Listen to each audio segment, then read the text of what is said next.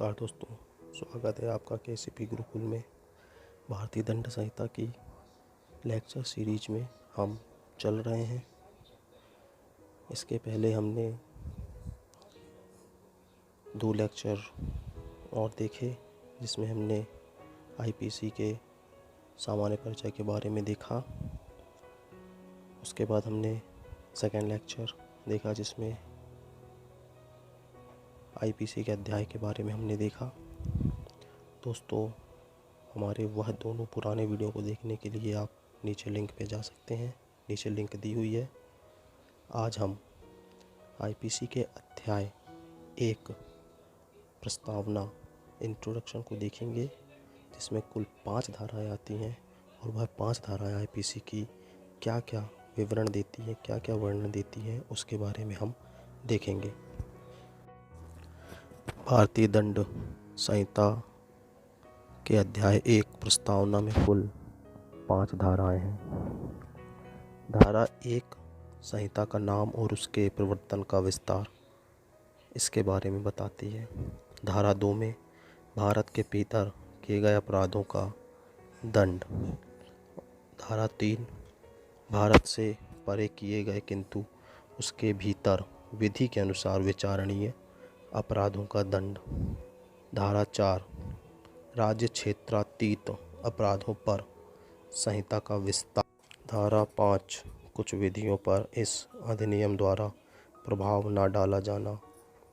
आइए दोस्तों, इन धाराओं को विस्तार से देखते हैं। भारत में अपराध को रोकने के लिए एक ऐसे दंड विधान का होना आवश्यक था, जिससे कि समस्त अपराधों का दंड एक ही विधान में हो।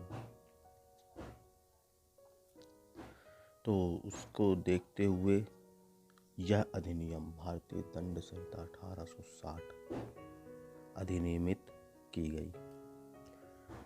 इसकी धारा 1 कहती है संहिता का नाम और उसके प्रवर्तन का विस्तार। भारतीय दंड संहिता का जो विस्तार है वह संपूर्ण भारत में है, संपूर्ण भारत की सीमा के अंदर। आईपीसी की धारा 1 कहती है कि यह अधिनियम भारतीय दंड संहिता कहलाएगा और इसका विस्तार जम्मू कश्मीर राज्य के सिवाय संपूर्ण भारत पर होगा। आईपीसी की धारा 2 भारत के भीतर किए गए अपराधों का दंड के बारे में बताती है। धारा 2 कहती है कि हर व्यक्ति इस संहिता के उपबंधों के प्रतिकूल हर कार्य या लोप के लिए जिसका वह भारत के भीतर दोषी होगा, इसी संहिता के अधीन दंडनीय होगा, अन्यथा नहीं। अर्थात कोई भी व्यक्ति अगर भारत के अंदर कोई भी ऐसा कार्य करता है जो अपराध है, उसका दंड और वह उस अपराध के लिए दंडनीय होगा इसी आईपीसी के अंतर्गत। अगर वह व्यक्ति कोई ऐसे कार्य का लोप करता है जिससे कि किसी व्यक्ति को क्षति या हानि होती है, तो वह इस संहिता भारतीय दंड संहिता के अंतर्गत ही दंडनीय होगा। धारा 2 हर व्यक्ति के बारे में अपराध होने पर दंड के बारे में बताती है। प्रत्येक व्यक्ति का मतलब है कोई भी वह व्यक्ति जो भारत के अंदर, चाहे वो भारत का नागरिक हो या भारत का नागरिक नहीं हो, अगर उसने भारत के सीमा के अंदर कोई अपराध किया है तो वह आईपीसी के तहत दंडनीय होगा। अगर कोई विदेशी जो भारत के सीमा के अंदर प्रवेश करता है और भारत के कानून को स्वीकार करता है, उसके द्वारा कोई अपराध किया जाता है, तो वह यह नहीं कह सकता कि उसे भारत के कानून का ज्ञान नहीं है। वह यह भी तर्क नहीं दे सकता कि उसके देश में इस कार्य को अपराध के रूप में नहीं समझा जाता है। कुछ व्यक्तियों को क्षेत्राधिकार से मुक्त रखा गया है, जैसे विदेशी राष्ट्राध्यक्ष, राज्य के उच्च अधिकारी जैसे भारत के राष्ट्रपति, राज्यों के राज्यपाल संहिता के क्षेत्र अधिकार से उन्मुक्त किए गए हैं। राजदूत और राजनयिक अभिकर्ता, किसी देश के राजदूत, विदेशी शत्रु, विदेशी सेना, युद्धपोत, निगम, इन सभी को मुक्त रखा गया है। आईपीसी की धारा 3 भारत से परे किए गए किंतु उसके भीतर विधि के अनुसार विचारणीय अपराधों का दंड इसके संबंध में बताती है। धारा 3 कहती है कि भारत से परे किए गए अपराध के लिए जो कोई व्यक्ति किसी भारतीय विधि के अनुसार विचारण का पात्र हो, भारत से परे किए गए किसी कार्य के लिए उससे इस संहिता के उपबंधों के अनुसार ऐसे बरता जाएगा मानो वह कार्य भारत के भीतर किया गया था।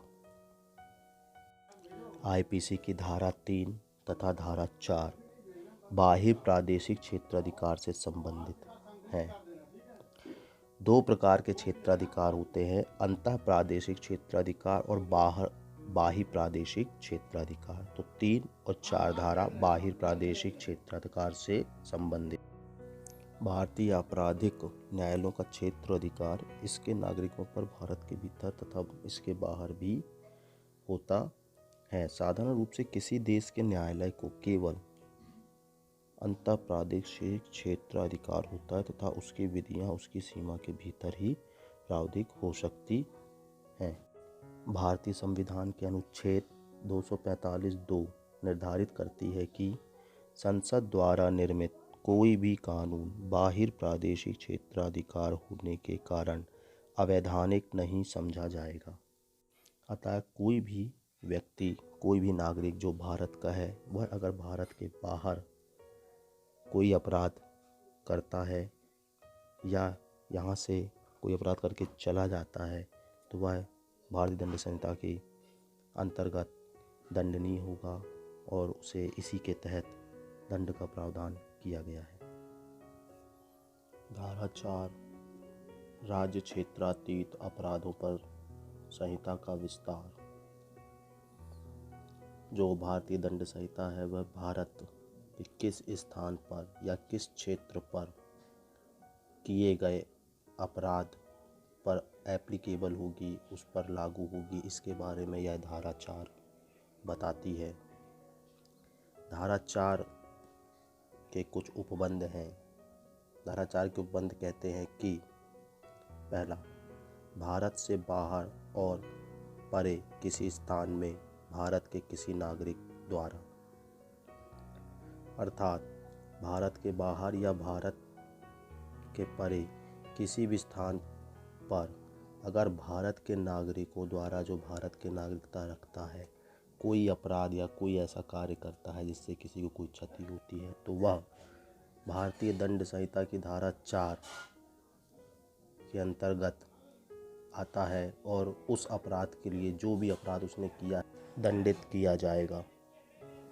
धारा 4 का उपबंध 2, भारत में रजिस्ट्रीकृत किसी पोत या विमान पर, चाहे वह कहीं भी हो, किसी व्यक्ति द्वारा किए गए किसी अपराध को भी लागू है। अर्थात भारत के अंदर जो भारत में रजिस्टर्ड पोत या विमान है वह भारत के बाहर अगर हो या भारत के भीतर हो, उस पर किसी भी नागरिक द्वारा, चाहे वह भारत का नागरिक हो या विदेशी नागरिक हो, उसके द्वारा उस विमान पर अगर कोई अपराध किया जाता है तो वह भारतीय दंड संहिता के तहत दंडनीय होगा। धारा 4 उपबंध 3, कोई व्यक्ति किसी स्थान में भारत से बाहर और परे कोई अपराध भारत में स्थित कंप्यूटर साधन को लक्ष्य बनाते हुए कार्य करता है। अर्थात अगर कोई व्यक्ति जो भारत के अंदर या भारत के बाहर उपस्थित है या स्थित है या रह रहा है या निवास कर रहा है, अगर वह भारत के अंदर किसी कंप्यूटर को लक्ष्य मानते हुए कोई अपराध करता है तो वह आईपीसी के तहत दंडनीय अपराध है और वह इसके तहत दंडित किया जाएगा। उदाहरण का जो भारत का नागरिक है, युगांडा में हत्या करता है, वह भारत के किसी स्थान में जहां वह पाया जाए हत्या के लिए विचारित और दोष सिद्ध किया जा सकता है। धारा 5 कुछ विधियों पर इस अधिनियम द्वारा प्रभाव न डाला जाना। धारा 5 कहती है कि इस अधिनियम में कि कोई बात भारत सरकार की सेवा के अफसरों, सैनिकों, नौसैनिकों या वायु सैनिकों द्वारा विद्रोह और अभ्युत्थान को दंडित करने वाले किसी अधिनियम के उपबंधों या किसी विशेष या स्थानीय विधि के उपबंधों पर प्रभाव नहीं डालेगी। अर्थात अगर कोई ऐसा एक्ट या कोई ऐसा अधिनियम बना दिया गया है जिसके तहत कोई अपराध दंडित है तो आईपीसी उस अधिनियम पर प्रभाव नहीं डालेगी और वह अपराध या वह लोप उस अधिनियम के तहत दंडित किया जाएगा। दोस्तों, आज हमने आईपीसी के अध्याय 1 को देखा। आईपीसी के अध्याय 1 में कुल 5 धाराएं हैं, उनको हमने विस्तार से देखा। हम आईपीसी के और इसी तरह से लेक्चर लेकर आते रहेंगे। आईपीसी से संबंधित और लेक्चर को देखने के लिए हमारे गुरुकुल केसीपी गुरुकुल चैनल से जुड़े रहें। इस वीडियो को लाइक करें, चैनल को सब्सक्राइब करें ताकि आपको विधिक ज्ञान से संबंधित और नई जानकारियाँ प्राप्त हो सकें। धन्यवाद।